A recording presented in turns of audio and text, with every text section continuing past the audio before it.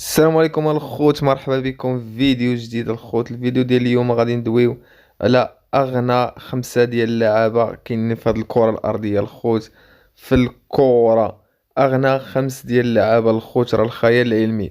كاينين شي لعابة اللي الثروة ديالهم يقدو يشريو دولة يقدو يشريوها الخوت في افريقيا ولا في اسيا. الدول النامية يقدو يشريوها الخوت. المرتبة الأولى غادي تفاجئكم بزاف كيف ما فاجأتني حتى أنايا. ماشي هذاك اللي على بالي وبالك، ماشي هو. فهو واحد اللاعب اللي ما كتعرفوش كاع، معروف وما معروفش تقريبا. اذا الخوت قبل ما نبداو هذا الفيديو هذا ما تنساوش ديروا لنا واحد ابوني للقناه اللي مازال ما تابونا في القناه، كذلك خليونا واحد جيم من هذا الفيديو هذا، وخليونا واحد لي كومونتير وقول لينا واش اللعابه واش كيتخلصوا هاد الفلوس هادو، واش قد ديك اللعب اللي كيديروا، حيت كنشوفوا بزاف ديال المهن اللي كيضرب مولاهم تماره وما كيتخلصوش في نفس هاد الفلوس هادو. اذا نبداو على بركه الله. اول لاعب غادي نبداو من المرتبه الخامسه وحنا هابطين. غادي نبداو باقل ثراء اكثر ثراء. المرتبة الخامسة الخوت جا نيمار جا في المرتبة الخامسة بثروة كتقدر ب200 مليون دولار الخوت. هاد 200 مليون دولار جمعها الخوت باش مشى في البارسا الساس كيف ما كنقولوا. ضربوا في البارسا مع سانتوس راه ما كانش كيتخلص مزيان. جمعها في البارسا وباش زاد كملها في البي اس جي في فرنسا.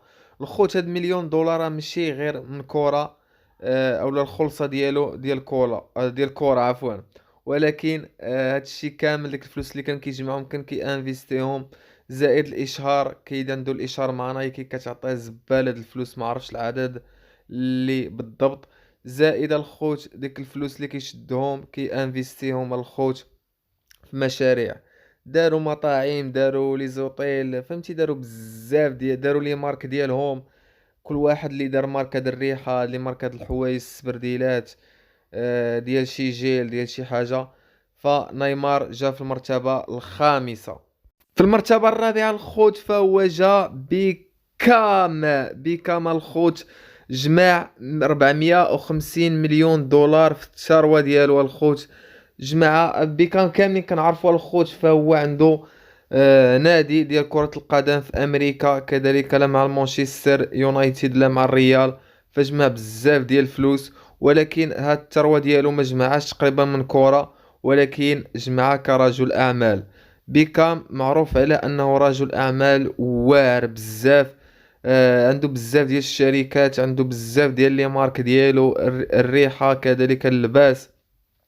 عاد زائد انفيستا في الكورة الخوت في ميريكان. عارف ميريكان كانت ديك الوقيته هذيك ما فيهاش بزاف، او لا الكرة اكثر الرياضة اكثر شعبية كانت هي كرة الريغبي. ومشى استثمر في ميريكان في كرة القدم الخوت. ودابا راه عنده تا هو 450 مليون دولار كتقدر الثورة ديالو. المرتبة الثالثة الخوت فهو كيجي كريستيانو رونالدو بثروة كتقدر ب500 مليون دولار الخوت. جا في المرتبة الثالثة. كريستيانو كذلك جمع الكرة الخوت في اليونايتد، في مانشستر يونايتد، وزاد كملها في ريال مدريد. زائد الخوت هادو ماشي غير فلوس ديال الكرة كما قلت لكم، فرونالدو معروف عليه تا هو، فهو رجل اعمال وعنده سلسلة فنادق. وكاين واحد الفندق عنده في مراكش راه عاد دارو العام اللي فات فاش دار الافتتاح ديالو. كذلك عنده بزاف ديال لي مارك، ما عنده ماركة ديال الريحة، عنده لي مارك ديال الملابس الداخلية كريستيانو. كذلك فهو عنده ثاني عقد مع نايكي مدى الحياة الخوت. فهنا كتشوفوا اللعابة ديال الكرة كيجمعوا الكرة كما كيقولوا راس المال، وكيمشيو انفيستيوهم في بلايص وحدين اخرين، وكتلقاهم هما هما اللي دايرين الثروة بزاف ديال الفلوس، عكس ديال اللعابة اللي كيشدوا ديك الفلوس وكيخبيوهم ولا كيخسروهم. اذا كريستيانو رونالدو الخوت جا في المرتبة الثالثة ب500 مليون دولار. المرتبة الثانية الخوت فكيجي الأرجنتيني ليونيل ميسي بثروة كتقدر ب600 مليون دولار الخوت. 600 مليون دولار. هاد الفلوس كاملين الخوت جمعهم باش كان ليو في البارسا. كذلك ديك الساعة كان دار لاباس ديال بصح، فشد جمع راس المال ومشى استثمرهم الخوت.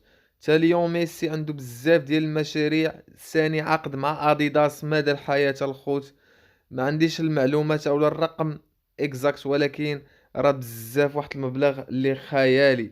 كذلك الخوت باش مشى لبي اس جي، فسينا على كيشد تقريبا هو اغنى واحد اللي كيشد ديال الفلوس في اللعابة شهريا الخوت، فهو ليون ميسي. كذلك الخوت فهو عنده المشاريع ديالو، حيت هذا المبلغ ما غاديش يقدر يجمعو غير من كرة، ولكن شد ديك الفلوس انفيستاهم الخوت في المشاريع، لي زوطيل، لي مارك، وكذلك الاشهارات.